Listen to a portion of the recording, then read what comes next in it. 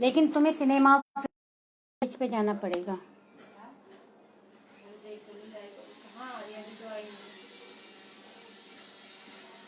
तुम्हें उसके पेज पे जाके देखना पड़ेगा ना।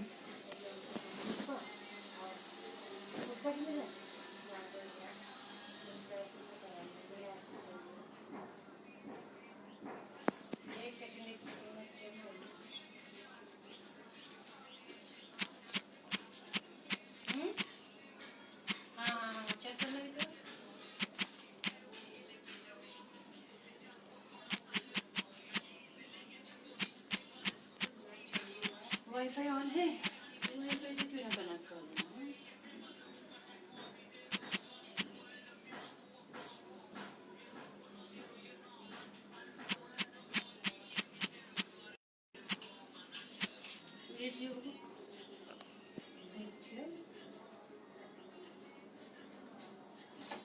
नियमच्या पुष्पा नियम लिंक कैसे भेजते हैं यार? सेकंड ले लो पहले। हाँ कौन है? किसकी पुष्पा रावत की नाम? बेटा सिनेमा ऑफ रेजिडेंस बोलना, उसमें आएगा। सिनेमा ऑफ रेजिडेंस मेरी फेसबुक से वहां पे जाना पड़ेगा या उसकी फेसबुक से। लाइब्रेरी फेसबुक में ही आएगा, सिनेमा में जाएगा। हेलो दोस्तों, मैं पुष्पा रावत हूँ। Thank you cinema of resistance, Sanjay Joshi sir and Atul ji. बहुत मुश्किल के बाद मैं लाइव आ पा रही हूँ, आप लोगों से बातचीत कर पा रही हूँ। इसलिए मुझे थोड़ी सी प्रॉब्लम आई कि मैं पहली बार ही फेसबुक पे लाइव आई हूँ। इससे पहले मैं आज तक कभी लाइव नहीं आई हूँ किसी भी रीजन की वजह से। और हूँ कि आप सभी मुझे सुन पा रहे होंगे। उमा मैम, क्या आप मेरी आवाज़ सुन पा रही हैं? आप थोड़ा सा हेल्प करेंगी? मैं आप सबके मैसेज देख पा रही हूँ। सबको हाय।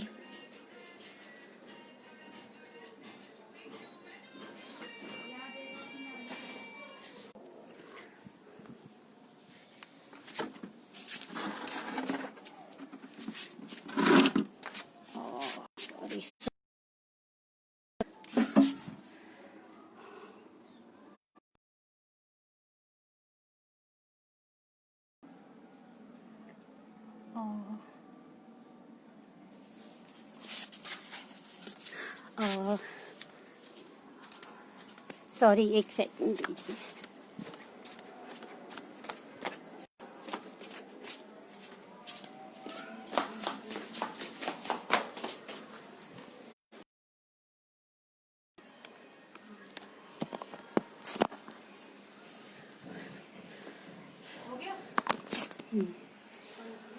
हेलो फ्रेंड्स, सभी को हाय।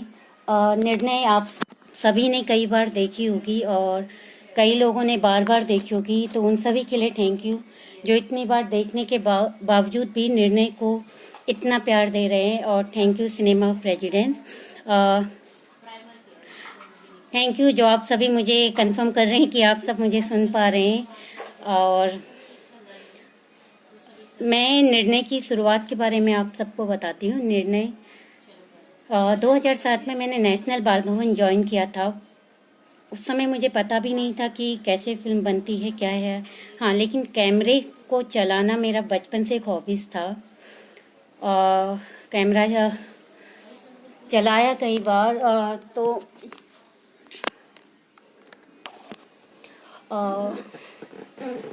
उस तो वो बचपन का एक हॉबीज़ था कैमरा चलाना। और फिल्म मेकर बनूंगी ये कभी सोचा नहीं था। तो 2007 में जब मैंने नेशनल बाल भवन ज्वाइन किया तो वहाँ फोटोग्राफी सेक्शन में मैंने फोटोग्राफी सेक्शन ज्वाइन किया, जहाँ मिस्टर आशीष भट्टाचार्य जी वहाँ पे सीनियर इंस्ट्रक्टर ऑफ फोटोग्राफी हैं।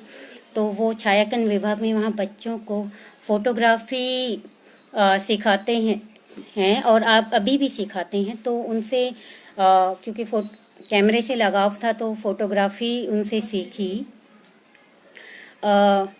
तो उसी दौरान एक हफ्ते के अंदर अनुपमा श्रीनिवासन, जो मेरी सीनियर है और फिल्म निर्णय की एडिटर हैं, को डायरेक्टर हैं, यानी शायद मैं हटा दूँ तो ये कह सकते हैं कि फिल्म उन्होंने ही बनाई है। तो इस तरह से वहाँ पे 2007 में उन्होंने सिखाया। तो हम वहाँ पे 27-28 बच्चे थे जो फोटोग्राफी लर्न कर रहे थे, और उनमें से वो सभी बच्चे वीडियोग्राफी लर्न करने के लिए भी वहाँ पे पहुँचे। तो 3 सेक्शन बने, 3 सेक्शन में यानी 7-8 बच्चे एक ग्रुप में, 7-8, तो इस तरह से 3 ग्रुप बने। तो जिस ग्रुप में मैं थी, टाइम कैमरा चलाया, तो चीज़ें हम लोगों को बताई, हमने वैसा वैसा किया। तो पहली फिल्म जो मैंने सभी ग्रुप में सब बच्चों के साथ मिलकर बनाई थी वो थी नज़र, जो ब्लाइंड इसको लोगों के ऊपर थी, उनसे बातचीत की थी। तो वो एक शॉर्ट वर्कशॉप में बनी पहली मूवी थी। ठीक है, ये चीजें मैं भी पहले सोचती थी, बट ये फिलॉसफी तो मैंने भी ये वहाँ से जब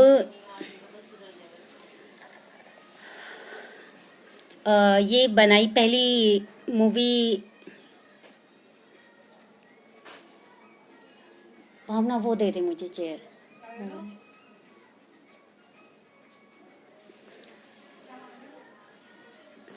तो उसके बाद कुछ मैं जब वो नज़र बन गई, और वहाँ एक ग्रुप ने जूपे बनाई और एक ग्रुप थोड़ा ज़्यादा शरारती था, तो उसे अनु मैम ने आउट कर दिया। तो उसके बाद कुछ 1 या 2 महीने बाद अनु मैम का फ़ोन आया। उन्होंने बोला कि क्या आप मेरे साथ काम करोगी, और मुझे यकीन नहीं हुआ, और ये मेरे लिए गोल्डन चांस था क्योंकि कैमरे से लगाव था और कैमरे से फ़ोटो खींचने का शौक़ था।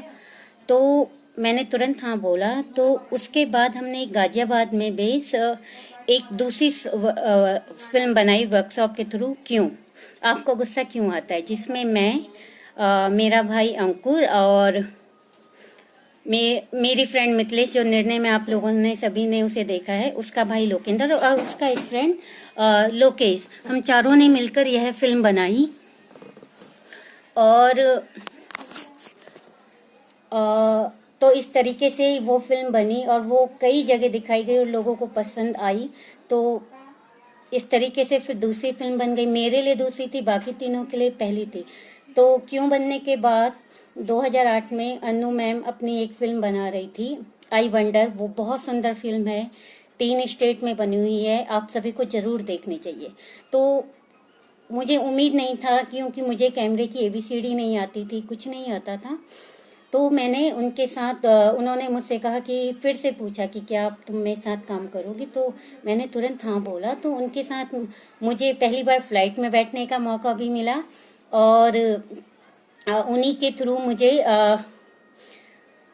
फ्लाइट हो गया, सिक्किम जाने का मौका मिला और बीकानेर जाने का मौका मिला। साउथ में नहीं जा पाई थी, तो उधर तो मैंने उनके साथ असिस्टेंट कैमरा और साउंड रिकॉर्डिस्ट के तौर पे काम किया।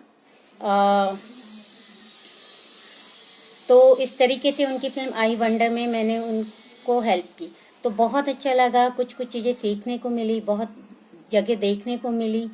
तो उम्मीद नहीं थी। जब गई तो उन्होंने मुझसे एक दिन कहा कि अब तुम कुछ अपनी फिल्म बनाओ, और यह मेरे लिए अचंभे से कम नहीं था, क्योंकि मैं शॉक्ड हो गई कि जब उन्होंने कहा कि तुम अपनी कुछ मूवी बनाओ, क्योंकि वही चीज़ की एबीसीडी नहीं आती थी, और इतनी जल्दी अपनी फिल्म बनाना और विश्वास करना एक न्यू कमर पे, मुझे समझ ही नहीं आया। लेकिन शायद वो मुझसे अच्छा जानती थी।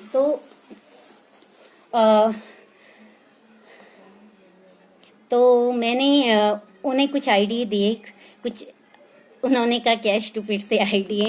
तो फिर मैंने उनसे कहा कि हाँ, एक आइडिया ये है, मैं चाहती हूँ कि मेरे दोस्तों के ऊपर मैं फिल्म बनाऊँ, खासतौर से फीमेल दोस्त जो करना तो बहुत कुछ चाहते थे, लेकिन हमेशा कुछ जो चाहते थे नहीं कर पाते थे। तो उनको ये आइडिया बहुत अच्छा लगा, तो उन्होंने कहा ठीक है तुम फिल्म बनाओ। और इस तरीके से मैंने अपनी पहली फिल्म 2008 में 9 में शुरू की, 2009 में शुरू की, हैंडीकैम्प, उससे वो फिल्म शूट की। तो उन्होंने मुझे टेक्निकल चीज़ें समझाई जिसके थ्रू मैं अपने फ्रेंड्स के पास गई और उस फिल्म को बनाना शुरू किया। स्टार्टिंग में तो ये फिल्म ऐसी ही थी कि सब मेरे दोस्तों पे होगी, और इसका जो मेरी लाइफ से कनेक्ट था वो ये था कि जैसे आपने फिल्म में सुनील जी को देखा, तो ये था कि मैंने उनसे बोला सुनील जी और मेरी कहानी ऐसे होगी, क्योंकि हमारी सोसाइटी में लोग कहते हैं कि लव मैरिज अच्छी नहीं होती, तो अगर हमारी लव मैरिज सक्सेस होती है तो एग्जाम्पल होगी। तो वो बहुत हंसी थी इस चीज़ से। तो शायद मैं उस समय उतना ही समझ पाती थी या उतना ही सोच सकती थी, तो मेरे लिए वही एक अजूबा था इस बात को कह, क्योंकि मैं अपनी सोसाइटी में जिस तरीके से चीज़ें देखती हूँ समझती हूँ, तो वहाँ वो बहुत बड़ी चीज़ थी। तो फिर इस तरीके से वो फिल्म धीरे धीरे शूट हुई। उस दौरान अपना ग्रेजुएशन भी कंप्लीट किया।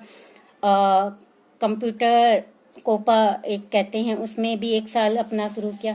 तो 3 साल के अंदर वो फिल्म बनी, और जहाँ जहाँ मेरे फ्रेंड्स गए सभी लोग, उनको वहाँ वहाँ मैंने फॉलो किया। इस दौरान मिथिलेश की शादी हो गई, पूजा की शादी ऑलरेडी हो चुकी थी।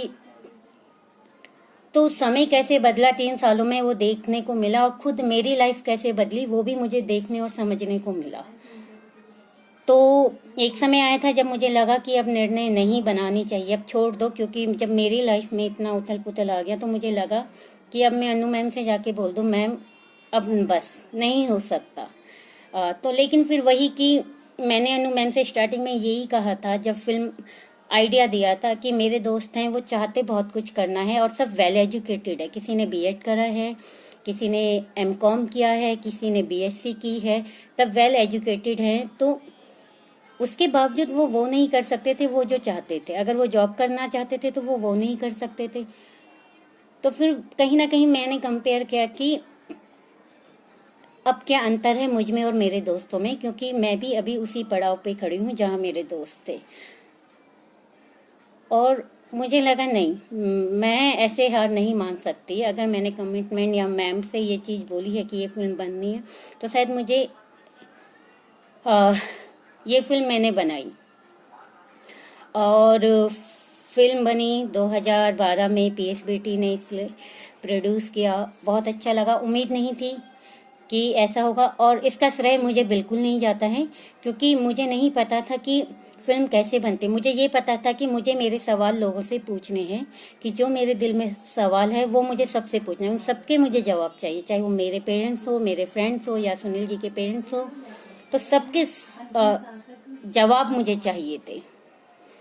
तो इसी जिद्दोजहद में शायद ये फिल्म बनी, और आप सबने इसको पसंद किया। और बहुत क्या बोलूं, लेकिन शायद अगर मुझसे ये पूछा जाए कि फिल्म कैसे बनी, तो मैं कहूँगी सिर्फ इस फिल्म को बनने का श्रेय अनु मैम को जाता है, मुझे नहीं जाता है। मेरे अंदर वो हिम्मत ही नहीं थी कि मैं उस फिल्म को एडिट भी कर सकूं या जो भी है, तो अनु मैम को ही उसका श्रेय जाता है। और शायद एक नए बच्चे पे इतना विश्वास करना जिसका बैकग्राउंड इतना अच्छा नहीं है, या फिर आई थिंक जब टीचर अच्छा होता है अपने आप चीज़ें निकल के अच्छी आती है। अनु मैम ने एक चीज़ बोली थी जो मुझे हमेशा याद है, उन्होंने बोला था कि बाय पर्सनैलिटी मैं और पुष्पा दोनों अलग हैं, लेकिन फिल्म को लेके हमारा जो सोचने का तरीका है वो एक है। तो शायद यही एक वजह थी कि फिल्म इतनी अच्छे से निकल के आई। और मुझे नहीं पता था कि एक चीज़ को देखने के इतने नज़रिए होते हैं, ये लोग उस फिल्म को इस तरीके से देखते हैं। तो बहुत सारे एजेंडा ये फिल्म लेके आई, ये कभी सोचा नहीं था, और मेरी समझ को इतनी और बढ़ावा मिलेगा ये भी नहीं। तो इस तरीके से निर्णय बनी। मुझे नहीं समझ आ रहा मुझे और क्या बात करनी चाहिए। तो अभी हाल फिलहाल में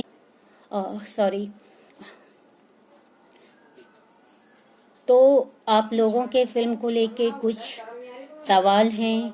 बहुत लोग तो मेरे वही चीज़ें रिपीट हो रही हैं, सभी लोग जानते हैं इसकी कहानी। लेकिन अगर कोई नया सवाल है या जो भी आपके सवाल है आप लोग पूछ सकते हैं।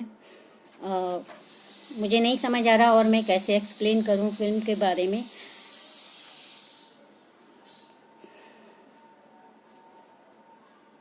तो इस तरीके से ये फिल्म बनी और 2014 में इसे मिथ में मोस्ट इनोवेटिव फिल्म अवार्ड मिला। प्रमोद पति अवार्ड के नाम से भी ये अवार्ड जाना जाता है। मैं जब फिल्म बनी थी, जब पहली बार वो हुआ था, तब भी यही कहा था, अभी भी यही कहूँगी कि हम समय के साथ बदल रहे हैं। शायद हमारा लाइफ स्टाइल बदल रहा है, कपड़े बदल रहे हैं, सब कुछ बदल रहा है, हमारा चलने का तरीका बदल रहा है, सब कुछ बदल रहा है, लेकिन शायद हमारी सोच नहीं बदल रही। आज भी हमारी सोच वहीं की वहीं अटकी हुई है, खासतौर से लड़कियों को लेके। और निर्णय जो दिखाती है, निर्णय ये दिखाती है कि जहां हम सोचते हैं कि एक लड़की के ऊपर इतना दबाव होता है, प्रेशर होता है, या सामाजिक दबाव होता है, पारिवारिक दबाव होता है, तो मुझे लगता है कि सुनील जी का कैरेक्टर इस फिल्म में दिखाता है कि उतना ही दबाव हमारी सोसाइटी में, हमारे समाज में एक लड़के पे भी होता है। हम बस उसे नज़रअंदाज कर देते हैं, क्योंकि हमेशा हम ये कह देते हैं यार तू तो मर्द है,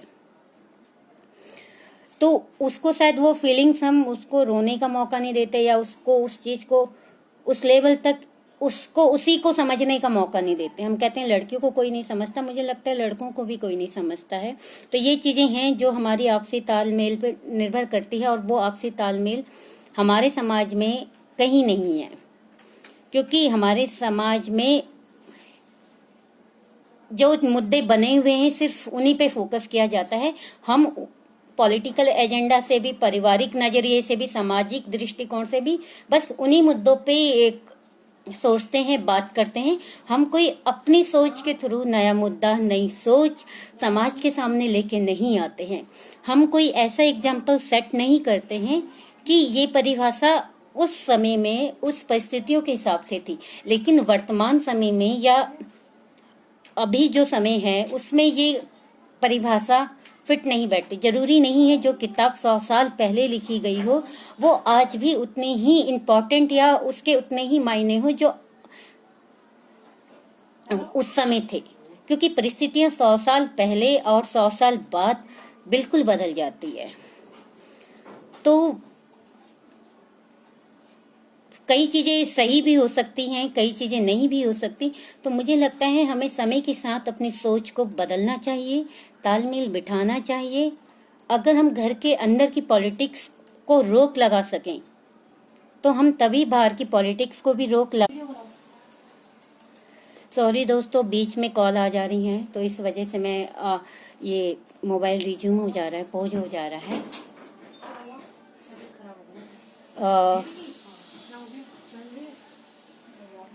तो इस वजह से क्या कहते हैं, हाँ, तो मुझे लगता है तो हमें कभी कभी किताबी ज्ञान छोड़ के ना वर्तमान परिस्थितियों में, हमारे घर के अंदर, हमारे समाज के अंदर, हमारी दुनिया में, हमारे अराउंड क्या हो रहा है, इस पे विशेष ध्यान देना चाहिए। क्योंकि कई बार मुझे लगता है बहुत अधिक किताब पढ़ने के बाद भी हम सिर्फ उसी फिलॉसफी के साथ सोचते हैं जैसा हम देखते आ रहे हैं। हम कुछ भी चीज चेंज नहीं करना चाहते। तो वही सारी चीजें हैं कि मुझे लगता है कि बदलाव आना चाहिए। शायद वो बदलाव में हम सबके सोचने के तरीके को बदलने से ही आएगा। और जिस तरह से इस समय लॉकडाउन के माहौल में जो स्थिति है, या जो भी हमारे देश में मुद्दे चलते हैं, उनमें इस तरीके से ही बदलाव आएगा जब तक हम लोग अपने सोचने का नजरिया नहीं बदलेंगे। आज के समय भी अगर हम पुरानी मैथोलॉजी को ही विवाद आधार बना के विवाद करते रहे तो सुधार कभी हो ही नहीं सकता। तो मुझे लगता है अगर आपको विवादों से बाहर आना है,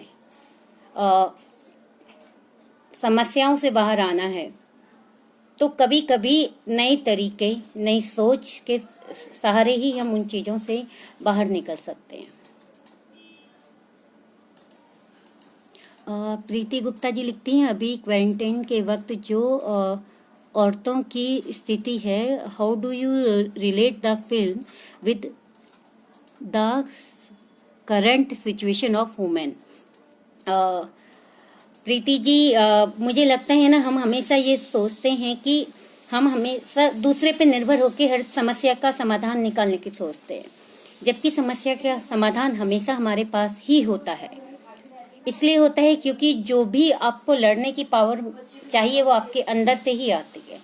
दूसरा आपके सपोर्ट में खड़ा हो जाए, लेकिन बैकबोन आप जब तक आप अपनी मजबूत नहीं करोगे तो आप चल ही नहीं सकते। तो अगर खासतौर से लेडीज को इस सिचुएशन से बाहर निकलना है ना, जैसे मैंने कहा कि मेरे साथ भी एक समय ऐसा आ गया था कि मुझे लगा कि मैं अन्नू मैम से जाके कह दूं कि अब मुझे ये फिल्म बनानी ही नहीं है, बहुत हो गया।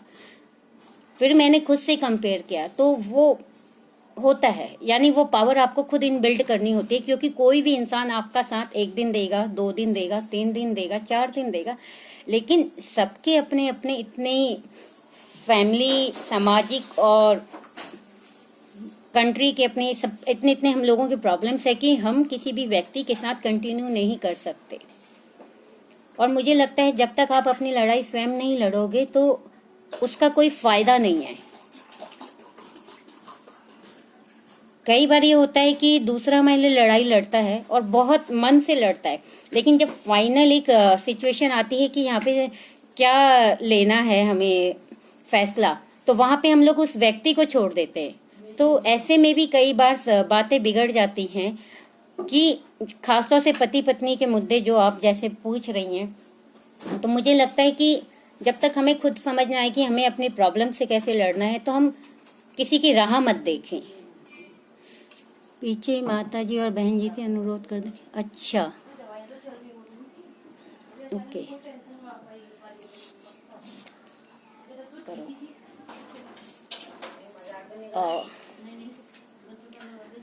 सॉरी अगर आपको पीछे की नॉइज आ रही है, मैं माफ़ी चाहूँगी।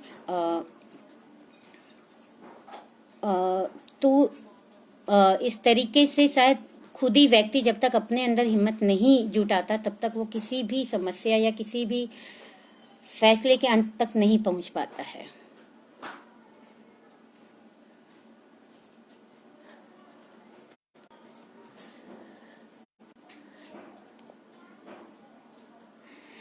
सर, ये फिल्म जितने भी फिल्म में कैरेक्टर हैं, चाहे वो सुनील जी हो, सबने देखी है, उनके पेरेंट्स ने भी, मेरे पेरेंट्स ने भी और सब फ्रेंड्स ने, क्योंकि अनु मैम से मैंने हमेशा एक चीज़ जो मेरे अंदर थी भी और लेकिन उनसे मिलने के बाद वो चीज़ और बढ़ गई, वो है ऑनेस्टी। तो फिल्म जब हमने एडिट कर ली थी, फाइनल मास्टर टेप बनाने से पहले ही हमने, यानी जो भी हमने एडिट किया था उसे उन सबको दिखाया। हमने उनसे पूछा अगर आपको इसमें किसी भी सीन में आपत्ति है, कुछ है तो आप बता दीजिए। तो उन्होंने यही जवाब दिया था, नहीं हमें कोई आपत्ति नहीं है, आप जो कर रहे सही कर रहे हो। तो ये सुनील जी ने भी देखी है, उनके कई रिश्तेदारों ने, क्योंकि ये राज्यसभा टीवी और कई और चैनल्स पे आई है, तो कई बार उनके फ़ोन पे फ़ोन आए हैं कि ये क्या हो रहा है, तो फिर वो समझाते हैं लोगों को कि ये सब हो चुका है, अभी कुछ नहीं है ऐसा। हाँ, तो इस तरीके से ये चीज़ें हैं। और फिल्म हाँ, सुनील जी का एक रिस्पांस ये था कि उन्होंने कहा कि वो फिल्म अपने ये फिल्म निर्णय वो अपने बच्चों को जरूर दिखाएंगे, जो उन्होंने किया है वो उनके बच्चे ना करें। तो उन्होंने ये चीज़ मुझे फ़ोन पे जब बताई थी, और जब इसका पहला स्क्रीनिंग हुई थी पीएसबीटी की आईआईसी में, पीएसबीटी की ओर से, तो वो आईआईसी आए थे, लेकिन वो फिल्म ख़त्म होते ही चले गए, उनसे वहाँ रुका नहीं गया, वो उनकी अपनी भावनाएं थी।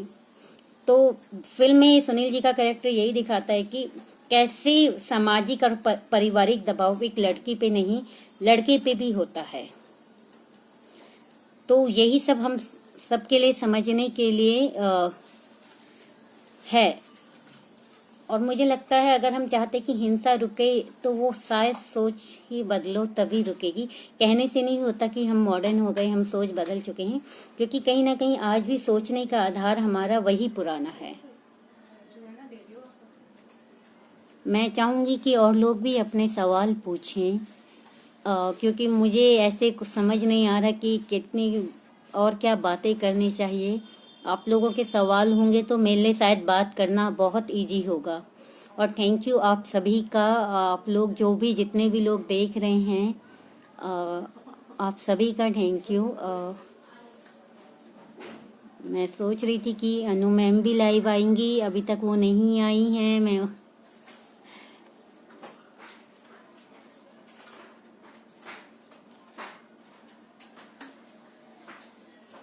तो आज मुझे जोशी सर का भी एक कमेंट और है, किसी एक जगह ये फिल्म दिखाई गई थी, वहाँ मुझे 51 रुपये खुशी के तौर पे दिए गए थे। तो जोशी सर ने बोला था पुष्पा तुम्हारे लिए 51 रुपये नहीं, अगर कोई आपको 51 लाख भी देगा तो वो भी कम है। तो ये मेरे लिए बहुत बढ़िया कमेंट्स था। जो चीज़ें मैंने देखी और सुनी, और जब मुझे मिफ्ट में ये अवार्ड मिला था तो आनंद पटवर्धन जी से मुलाकात हुई थी, तो उन्होंने भी एक बात कही थी जो मुझे लगता है सबके लिए बहुत ज़रूरी है, कि हम जो भी काम करें मन से करें, कभी किसी अवार्ड के लालच में ना करें। उन्होंने कहा था बेटा आप अपना काम करते जाओ, ये मत सोचो कि अवार्ड मिलेगा, क्योंकि हर इंसान का अपना नज़रिया होता है फिल्म देखने का।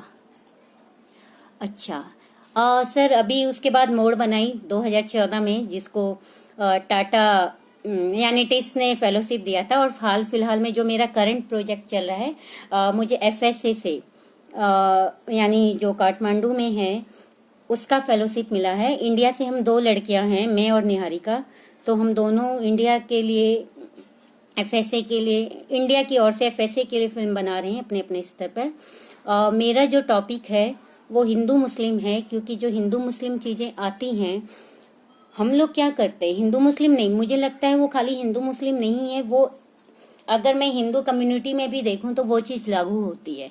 क्या होता है, जब भी हमारा किसी से मतभेद होता है या मन मुटाव होता है, तो हम एक व्यक्ति की वजह से पूरी कौम को, उसकी पूरी बिरादरी को गाली देते हैं, यानी जो कह सकते हैं वो बोलते हैं।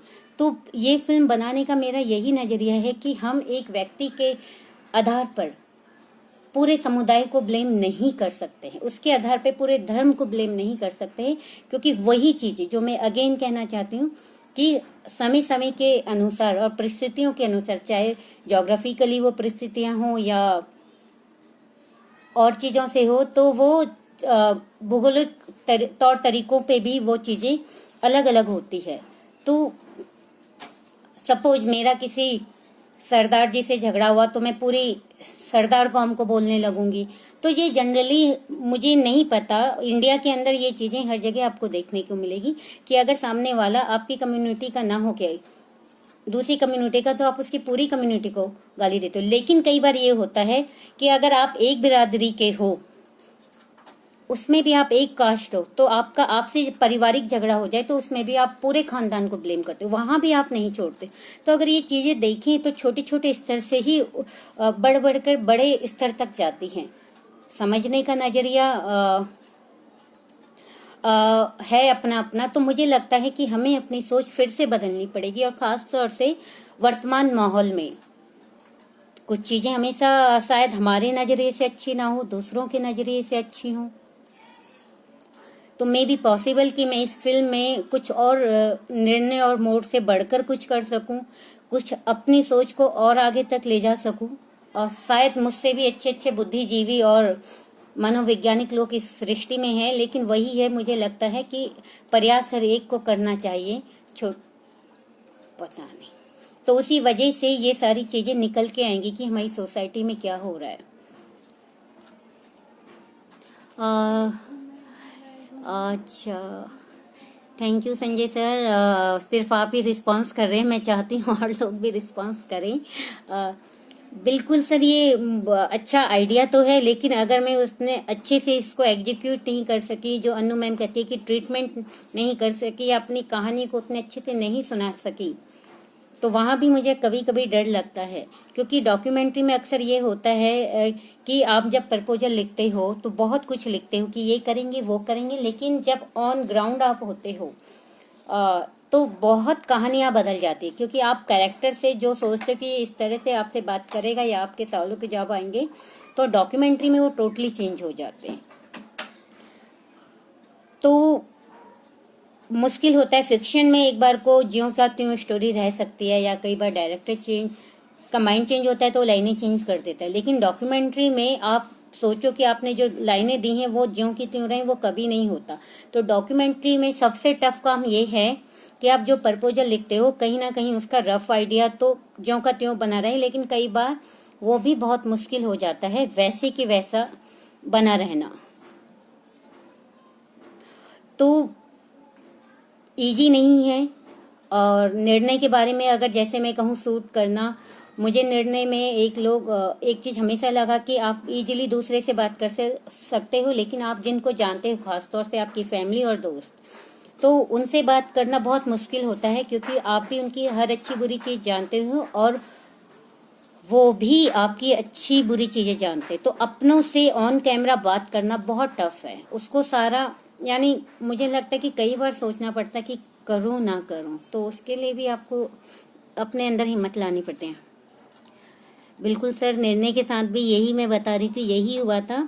तो आसान नहीं होता है, क्योंकि जब मैं कैमरा लेके निकली थी तो मुझे भी नहीं पता था क्या क्या होगा और क्या क्या नहीं होगा। तो कैरेक्टर हमेशा, जैसे लता के साथ शूट करने में मुझे सबसे ज़्यादा दिक्कत आई, क्योंकि वो प्रोफेशन से बाय टीचर है, बीएड कर रखा है। उसके साथ बहुत शूट हुआ है, शायद सबसे ज़्यादा मैंने लता के साथ शूट किया है। और जब भी उसके साथ शूट किया है तो वो हमेशा एज ए टीचर ही बोलती थी। उसका आंतरिक जो इंटरनली सोचने का तरीका है वो बहुत अलग है, और जो वो बाहर सबके सामने बोलती है वो बहुत अलग है। तो उसके साथ मुझे टफ हुआ, क्योंकि पेरेंट्स की बुराई नहीं कर सकते, समाज की बुराई नहीं कर सकते, कुछ गलत नहीं कहना, क्योंकि उसे लगता है ये हमारी जिम्मेदारी है, ये सब। हाँ, जिम्मेदारी है, मैं मानती हूँ, लेकिन आपका सोचने का और जीवन को जीने का स्वयं का भी एक तरीका होता है। तो उस तरीके से अगर आप भटक जाओगे तो शायद जो आपकी अपनी प्योरिटी है वो खो जाती है। तो मुझे लगता है जब मैं लता के साथ मसूरी में थी तब मुझे वो चांस मिला कि जो वो उसके दिल में था वो बोल पाई। उसके बाद उसने मुझसे बोला भी कि दीदी ये सब तो मैंने गलत बोला। नहीं, मैंने उससे कहा आपने जो बोला सच बोला, क्योंकि कहीं ना कहीं अगर हम अपने गुस्से को या जो बातें हमारे दिल में उसे दबा के रखेंगे तो वो विस्फोट का रूप ले लेगी। और अगर मैं ये बोलूं कि इसी तरीके से कहीं ना कहीं आतंक और आतंकवादी तैयार होते हैं, क्योंकि हम जिस चीज पे जितना दबाव डालेंगे, उसे रोकने की कोशिश करेंगे, उसको समझने की कोशिश नहीं करेंगे, तो वो उतने विस्फोट के साथ फटेगी और उसका खामियाजा तो हम सबको ही भुगतना पड़ेगा।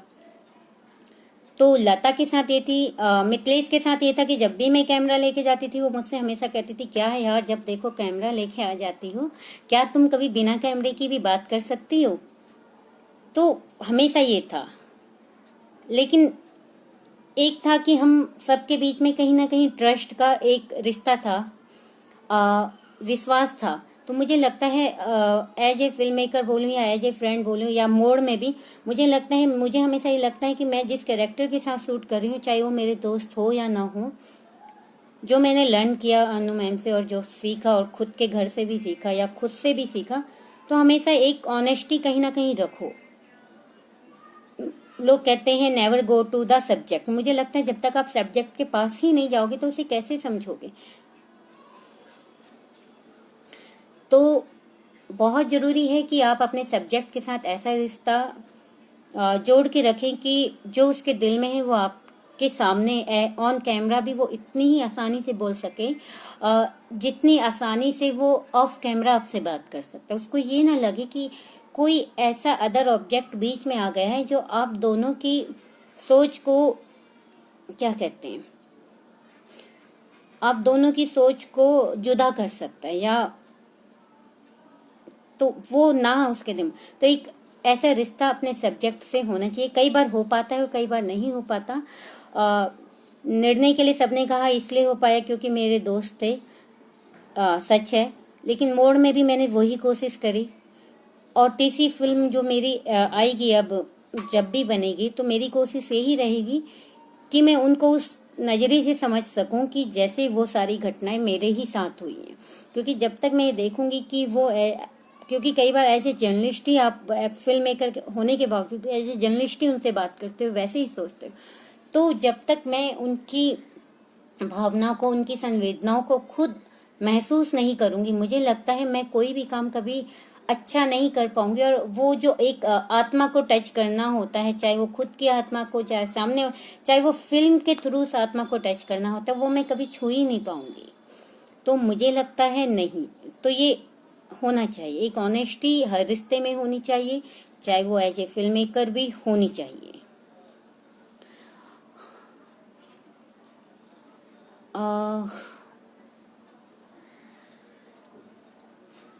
मैं चाहूंगी कि अब सुदीप साहू जी भी एक गाजियाबाद से हैं, गाजियाबाद से बहुत लोग जुड़े हैं, थैंक यू आप सबका।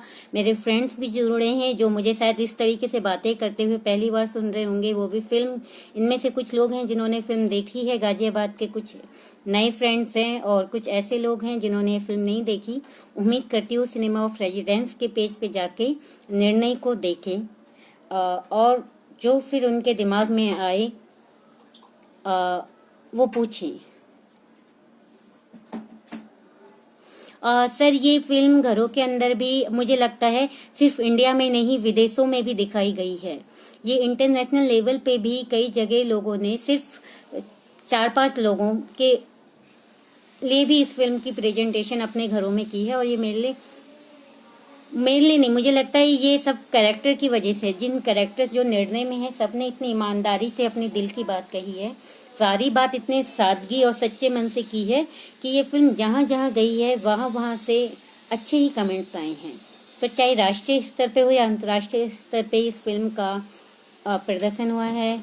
फिल्म देखने के बाद लड़कियों की किस तरह की प्रतिक्रिया दी। सर मुझे लगता है ना, इस फिल्म में मुझे वैसे देख पता नहीं, लेकिन ये फिल्म आज भी कहीं दिखाई जाती है तो मुझे एक ही रिस्पांस मिलता है कि आपकी फिल्म को देख के हमारी लाइफ में परिवर्तन आया है, हमारे सोचने के ढंग में परिवर्तन आया है। तो ये शायद मेरे लिए बहुत बढ़िया कमेंट। बार आप ही मुझे रोहिणी के किसी मीडिया स्कूल में लेके गए थे और वो सब लड़कियां वहां पे जर्नलिज्म कर रही थी, और बहुत रोहिणी या रोहतक जो भी है, और बहुत सारी मीडिया गर्ल्स ने ये देखा। वो ऑलरेडी इतनी, यानी मीडिया में जो होगा वो माइंड स्ट्रांग तो हो गई, उसका खुद का सोचने का तरीका इतना शक्तिशाली होगा, लेकिन एक लड़की उसमें से रो पड़ी थी और उसने, यानी मेरे लिए वहां पे जो समझने के लिए चीजें थी कि जो मीडिया कॉलेज की टीचर्स थी वहां पे, मैं उससे बातचीत करना चाहती थी लेकिन रोक दिया। वो भी मुझसे बातचीत करना चाहती थी, रोक दिया गया, कुछ की है इनके यहाँ तो ऐसा ही होता है। तो मुझे बड़ा दुख हुआ कि एक मीडिया कॉलेज, इतना बड़ा मीडिया कॉलेज, और खुद एक लेडीज होके उस मुझसे ये कह रही हैं कि ये तो रोज की आममर्रा की चीजें। सर मैं यही कहना चाहती हूँ, जबकि रोजमर्रा की चीजें नहीं बदलेंगी तो शायद हमारी सोच में कभी परिवर्तन ही नहीं आएगा। जी sir, Rohini, thank you sir correction करने के लिए। तो बवाना में आदित्य कॉलेज में, थैंक यू सर, आपने पूरी इन्फॉर्मेशन दी। तो ये बवाना के आदित्य कॉलेज की मैं बात कर रही हूँ, जहाँ संजय जोशी सर मुझे लेके गए थे, वहां निर्णय दिखाई गई थी। तो जब मीडिया कॉलेज की वो लड़की रोई तो हम दोनों को ही आपस में बातचीत करने से रोक दिया गया। वहां की जो टीचर थी उन्होंने ही रोक दिया, लेकिन वो भी बात करना चाहती थी और मैं भी उसको सुनना चाहती थी। कि मैं उससे बोलना चाहती कि तुम जब मीडिया की पढ़ाई कर रहे हो, एक पत्रकार के रूप में आगे उभर के आने वाले हो, तो तुम्हें इतना इमोशनल नहीं होना चाहिए। आपको अपने इमोशनल पे काबू रख के अपने काम पे, लेकिन वो बात करने का मौका ही नहीं दिया गया संजय सर। और वो चीज कहीं ना कहीं आज भी, कि शायद मैं ही इतना एफर्ट लगा देती कि मैं उस टीचर्स को जबरदस्ती मना करके कि मैं यहाँ आई हूँ, आपने मुझे बुलाया है और मैं उससे बात करना चाहती हूँ, तो पॉसिबिलिटी होती। तो कई चीजें मुझे भी फिल्म के थ्रू और समझने को और देखने को मिलती है कि मैं ये ना सोचूं कि ये काम मैं बाद में कर लूंगी, यार ये तो रोज ही होता है। तो मैं एक चीज उस दिन समझी, और भी ऐसी कई घटनाएं हैं जिनको देख के मैं ये समझी कि जो काम अभी कर सकती हूँ मैं अभी कर लूं। तो ये चीजें मेरी चीज में आई हैं। लड़कियों के लिए अलग फेस्टिवल था, बिल्कुल सर, लेकिन अलग फेस्टिवल किया गया, लेकिन वहाँ लड़कियों से बातचीत करने का मौका नहीं मिला। इस चीज़ का मुझे हमेशा मलाल रहेगा। फिर भी काफ़ी बातचीत हुई, लेकिन जो मुद्दा, जो अपनी पर्सनल वो प्रॉब्लम वो कहना चाहती थी, उसको रोक दिया गया। कबीर जी हैं, कोविड में डोमेस्टिक वायलेंस बढ़ रहा है। Against this background, why it have the ability to make choice in their life. बिल्कुल सर, ये होना चाहिए, लेकिन मुझे लगता है मैं सभी जेंट्स से या पुरुषों से भी ये अनुरोध करना चाहूंगी कि हमेशा हम औरत को ही ना समझाएं। कुछ चीजें हर जेंट्स या हर औरत खुद भी समझ लें कि हमें क्या करना है, हमें कैसे जीवन में जीना है और लड़के आगे बढ़ना है। लड़के मतलब ये नहीं कि आप फाइट हाथापाई करो, लेकिन विचारों की लड़ाई कैसे लड़ी जाती है ये हम सबको होना चाहिए। और विचारों की लड़ाई में हम विचारों को शांति से व्यक्त करें, क्योंकि जोर जोर से नारे लगाकर या चिल्लाकर या आप एक की आवाज को दबा के और अपनी आवाज को बढ़ाकर कभी लड़ाई नहीं लड़ सकते हो।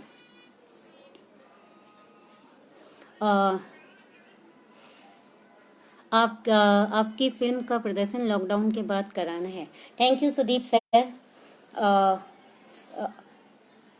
तो यही चीजें हैं कि अगर किसी को भी लड़ना है, घर के अंदर लड़ना है, घर के बाहर लड़ना है, लड़ाई को कैसे लड़ना है और कैसे जीतना है, इसकी प्लानिंग हमारे खुद से होती है। इसकी संरचना हमें खुद करनी है, ना कि किसी और को। तो हमें अपने दिमाग की संरचना, अपनी बाहरी संरचना इस तरीके से करनी चाहिए कि सामने वाले को ये लगे कि ये व्यक्ति कमजोर नहीं है, चाहे वो लड़का हो या लड़की हो। उसको समझ आए कि हाँ, कैसे मैं अपनी बात को रखना है, क्योंकि आपको अपनी बात रखने का भी एक तरीका आना चाहिए। जब तक आप इस कला को नहीं सीखोगे तो मुझे नहीं लगता अब हम कोई भी जंग जीत सकते। और खासतौर से मुझे लगता है जब हमारे बच्चे, चाहे वो लड़का हो लड़की हो, जब पैदा होते हैं, ये ट्रेनिंग हमें उन्हें तभी से हर चीज की देनी चाहिए। बच्चे को सिर्फ बच्चा जानकर ही व्यवहार ना करें। ये सोचें कि जो बच्चा अभी बच्चा है उसे कुछ समय बाद बड़ा होके समाज में आगे बढ़ना है। अगर हम उसकी सोच को वही घिसी पिटी सोचों के साथ ही बढ़ाएंगे तो उसके अंदर भी चेंज नहीं आएगा। थैंक यू नीलम जी। तो विचारों की अभिव्यक्ति कैसे होनी चाहिए, हमें अपने पॉइंट ऑफ व्यू को कैसे बढ़ाना चाहिए, मुझे लगता है काफ़ी सारी चीज़ें आपको फैमिली से ही सीखने को मिलती है। जैसे मैं मोड़ के दौरान भी ये कहती हूँ, अब मुझे लगता है ये मेरे, जब भी मैं कोई फिल्म होगी, ये इस बात को तो हमेशा कहूँगी कि अगर हम ये मानते हैं, ये दावा करते हैं, जब कोई बच्चा कामयाब हो जाता है, माँ बाप छाती चौड़ी करके कहते हैं कि ये संस्कार हमने दिए हैं। तो मेरा मानना ये है कि जब कोई गलती हो जाती है बच्चे से, या वो किसी वारदात में या किसी घटनाक्रम में दोषी पाया जाता है, कुछ भी वो गलती कर देता है, तो तब भी हम ये बोलें कि ये संस्कार भी हमने दिए हैं। क्योंकि मेरा मानना है कि गलत चीजें बच्चा अगर अच्छी चीजें घर से सीखता है तो कहीं ना कहीं गलत चीजें भी वो घर से ही सीखता है। अगर घर को जीवन की प्रथम पाठशाला कहा गया है या कहा जाता है तो बिल्कुल सत्य है आज के समय में भी। क्योंकि कई बार हम बच्चे को बच्चा समझ के नज़रअंदाज करते हैं और समझाने का प्रयास नहीं करते। हम सोचते हैं ये खुद समझ जाएगा, लेकिन शायद वो बच्चा इतना छोटा है, वो चीज़ें समझ तो रहा है, कई बार समझ जाता है और कई बार नहीं। तो हमारी ये कोशिश होनी चाहिए कि बच्चे को उसके हिसाब से अगर वो जो भी कर रहा है करने दें, लेकिन उसको चीज़ें देखें कि वो कैसे कर सकता है। हमेशा अपनी सोच उस पर ना थोपे। तो वो फ्रीडम हमें बच्चों को भी देनी चाहिए। अगर मैं ये कहूँ कि मैं अगर आज यहाँ हूँ या निर्णय में मैं इतने ओपनली अपने पेरेंट्स से या सुनील जी के पेरेंट्स से बात कर पाई, तो कई बुरी चीज़ें मैंने अपनी फैमिली से ली हैं, तो कई अच्छी चीज़ें भी, जो मुझे लगता है मेरे पापा की सोच ओपन थी। मेरे पापा ने बहुत पहले ही मम्मी से ये कहा था, मुझे अच्छे से याद है, मैं 4-5 साल की या 6-7 साल की रही होंगी, कि मेरे बच्चे पढ़ेंगे लिखेंगे और अपनी शादी खुद करेंगे। जबकि वो जब समय था वो इतना पावरफुल नहीं था, या ऐसे लड़कियों को नहीं सोचा जाता था। तो मुझे लगता है एक जेंट्स के आगे आने से, एक पुरुष के आगे आने से फैमिली में बहुत चेंज आते हैं, सोच बदलती है। मेरे पापा ने ही हमें जीन्स पहनाई, जबकि मम्मी हमेशा गाली देती थी, यानी गाली देती थी, हमेशा डांटती थी। तो मुझे लगता है परिवार में अगर एक भी व्यक्ति की सोच बाकी की सोचों से अलग है तो कुछ ना कुछ बाकी लोग भी उसके साथ धीरे धीरे अलग कर सकते हैं। निर्णय में आपने मेरे पेरेंट्स का जो रवैया देखा होगा, जिन्होंने मोड़ देखी है, मोड़ में बिल्कुल अलग है। और शायद अब मिलेंगे तो अब कुछ और होगा, क्योंकि बदलाव कभी भी हम सोचे एक दिन में बदलाव आए, वो कभी पॉसिबल ही नहीं है। बदलाव आता है, धीरे धीरे आता है, समय लगता है, लेकिन वही फिर से बदलाव तभी आता है जब आप अपनी विचारों की अभिव्यक्ति को किस तरीके से प्रकट कर रहे हैं, तभी बदलाव आएगा। बच्चा बच्चा नहीं होता, बहुत समझदार होता है। और जब बच्चा सर ये तो पता नहीं मुझे, ये शायद आप लोगों के अपने अपने सोचने और तरीके, पुरानी कहावतें हैं कई लोग। तो मुझे लगता है कुछ चीज़ें हम अब नए तरीके से बहुत ज़रूरत है, नएपन की। हमेशा बात की जाती है नएपन की, लेकिन नयापन आ नहीं पाता है। तो उस नएपन के लिए हमें भी शायद अपने अंदर नयापन लाना पड़ेगा, और नयापन एक्टिविटी के थ्रू आएगा। अनु मैम से मैंने एक चीज़ जब मोड़ में कर रही थी, तो अनु मैम ने मुझसे कहा आप किसी को समझाने का प्रयास मत करो, आपका समझाने का प्रयास। तो उस समय मुझे थोड़ा अजीब लगा, लेकिन फिर लगा जब आगे बढ़ी, बिल्कुल अनु मैम ने यही बोला था कि आपके जो एक्ट है, जो आप काम करोगे, उसके थ्रू लोगों में परिवर्तन आएगा, आपके कहने से परिवर्तन नहीं आएगा। तो वो चीज़ें शायद बिल्कुल उन्होंने बिल्कुल एकदम कहते हैं सटीक कही, बिल्कुल सच कही, क्योंकि शायद ये चीज़ें मैं समझ गई। कई बार आप कहते रह जाओगे, वो काम नहीं होता। लेकिन जब वो काम को आप करने का या खुद कर दें या कुछ करने का दूसरा तरीका निकाल दें, तो सामने वाले लोग प्रभावित होते हैं।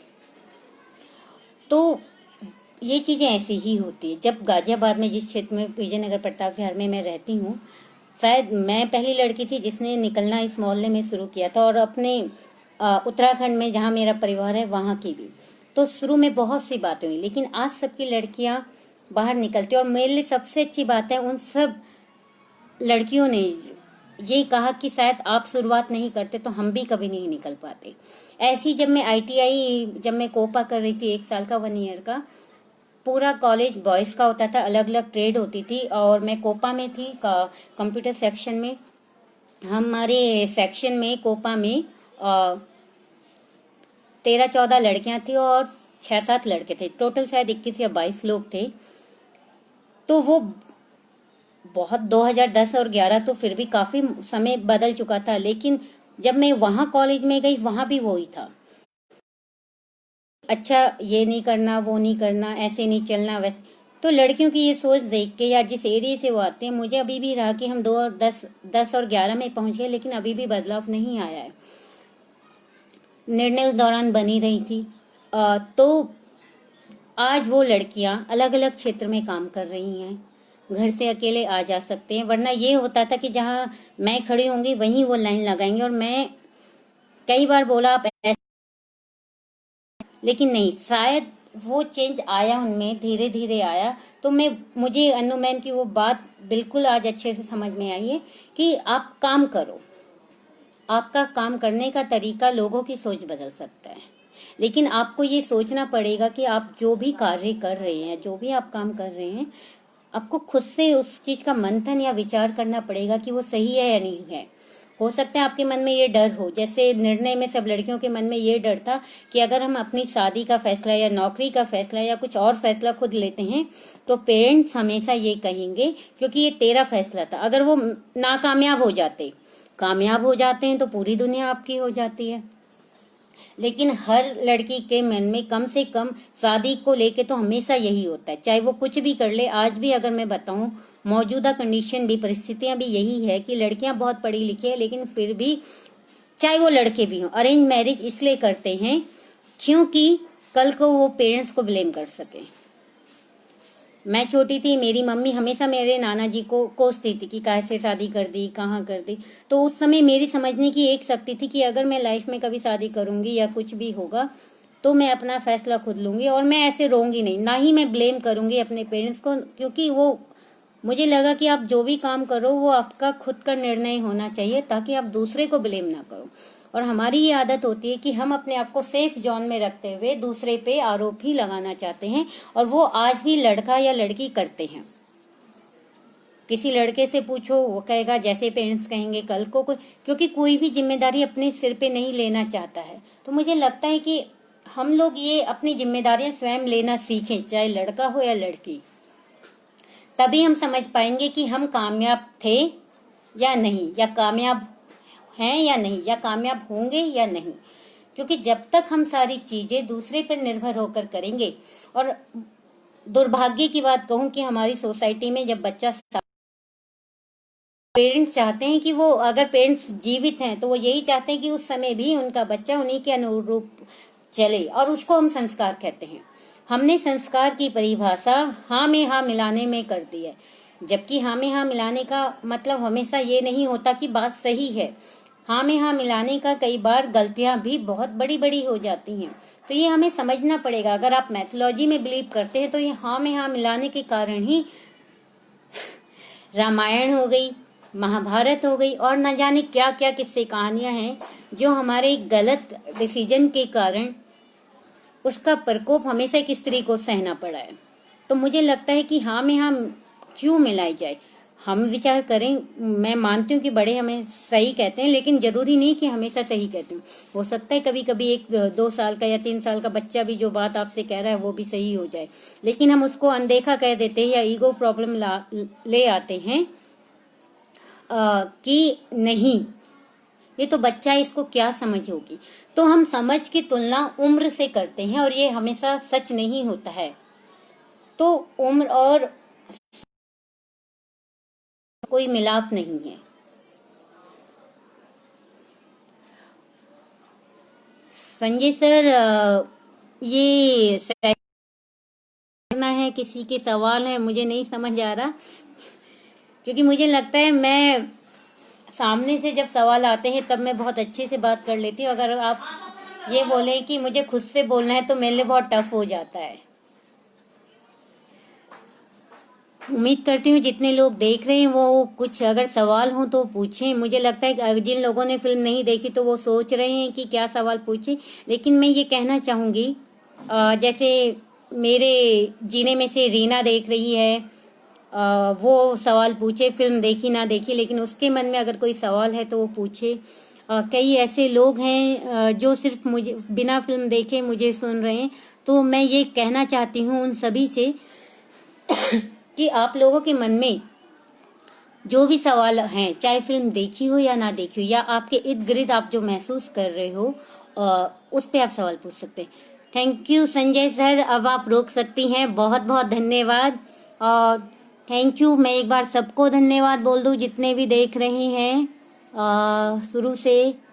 सिनेमा ऑफ रेजिडेंस का धन्यवाद, प्रतिरोध का सिनेमा, जिसने आज की ये सारी बातचीत आप लोगों से मुझे जुड़ने का मौका दिया, तो उसके लिए धन्यवाद। अतुल और संजय जोशी सर का। कुलदीप सूरी जी, आपका धन्यवाद।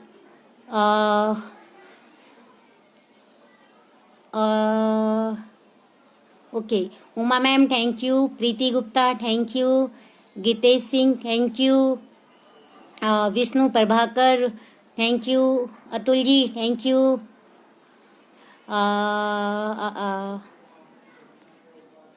Hemant Kumaiya thank you, Amulya thank you, Reena thank you, Rohit Kumar thank you,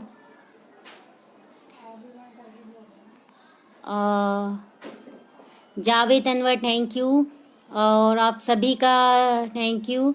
भी Bhansu thank you, Bharat Mehta thank you, जितने सुदीप साहू जी आपका भी थैंक यू। जितने भी लोग हैं देख रहे हैं, अगर किसी का नाम छूट भी गया है उन सबको भी थैंक यू। थैंक यू आप लोग। कबीर जी आपका thank you, Ruchi Dixit thank you, Neelam ji thank you, Kumar Sudhindra thank you, तो जितने भी आप लोग जुड़े, आप सबका थैंक यू। सिनेमा का प्रतिरोध। Okay, bye bye. आप लोगों से फिर मिलेंगे सिनेमा प्रतिरोध के द्वारा ही। मैं सोचती हूँ जल्दी हम दोबारा मिलेंगे। ओके, बाय बाय, नमस्ते।